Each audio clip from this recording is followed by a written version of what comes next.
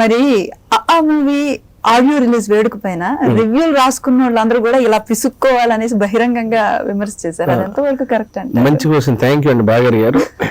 నేను రివ్యూలు రాసిన వాళ్ళు అనలేదు, ఒకసారి రిపీట్ చేసి చూస్తే మీడియాలో కొందరు ఇంత మంచి సినిమాను కూడా అంటే ఒక 3-4 వెబ్సైట్లో పేర్లు చెప్పకూడదు, పద్ధతి కాదు అది. అవి కూడా అంత ఎక్కువ మనుషులు ఉన్న వాళ్ళు కూడా వాళ్ళకి ఎక్కువ ఇయర్స్ కూడా లేరు.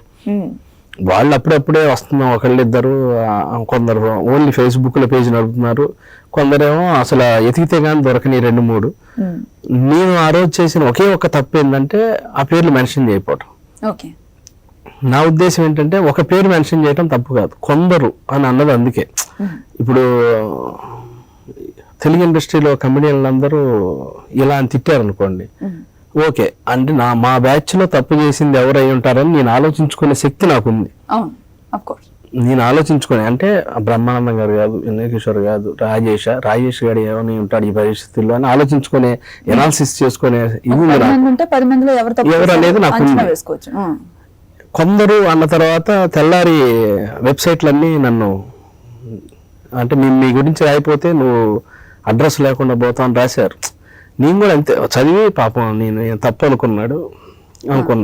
ఇంకోటి రాశారు, నోరుజారిన రెడ్డి గారు అని ఒకళ్ళు రాశారు. తప్పులేదు అంటే కొందరు స్మూత్గా రాశారు, కొందరు హార్ష్గా రాశారు, కొందరు అలిగారు.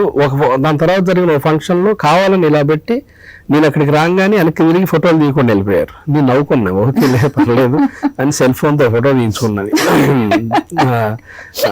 తప్పులేదండి, అంటే ఒక కోపం రావచ్చు. నాకు సొంత కూతురు మీద, నాకు రోజుండి నా కూతురు మీద ఒకసారి కోపం వస్తాడు, రా ఆకృతి ఏమనుకుంటున్నాను అది దాన్ని. అప్పుడు బయట వాళ్ళు అన్నప్పుడు చిన్నగా వస్తుంది. నేను ఓపెన్గా ఆ రోజు ఇంత మంచి జెన్యూన్ హిట్ సినిమాని, ఈ సినిమా గురించి గెలకాలి, దీని గురించి ఏదో ఒకటి చెయ్యాలి.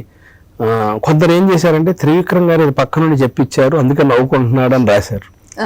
ఆయనకి అలా అర్థమైంది పాపం అని అంతే అనుకోని, అంతే. ఎంత తప్పితే ఇప్పుడు న్యూస్ రీడర్లందరికీ కొవ్వు ఎక్కువైందంటే మీరు ఏమనుకుంటారండి? మీరు జనరల్ గా యాంకర్స్ అందరికి అనుకుంటే ఏమనుకుంటారండి? మీరు నేనేం చేశాను, నేను ఎప్పుడు అనుకున్నాను మాదేం తప్పు అని అనుకోకుండా ఎవరో వీళ్ళల్లో ఎవరో తప్పు చేసి ఉంటారు అని అనుకుంటారు.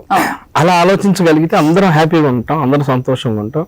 ఇప్పుడు నేను ఫంక్షన్ జరిగింది, అందరూ పాట చూశారు, బాగా చేసావన్నా అన్నారు. అంటే తగ్గుద్ది అన్నమాట ఆ కోపం. ఆ ఫస్ట్ 2 రోజులే ఉంటది, దాని తర్వాత వాటి చోట అనేది అర్థం. అంతే కదా, తప్పు లేదు అని కొంచెం సమయం కావాలి.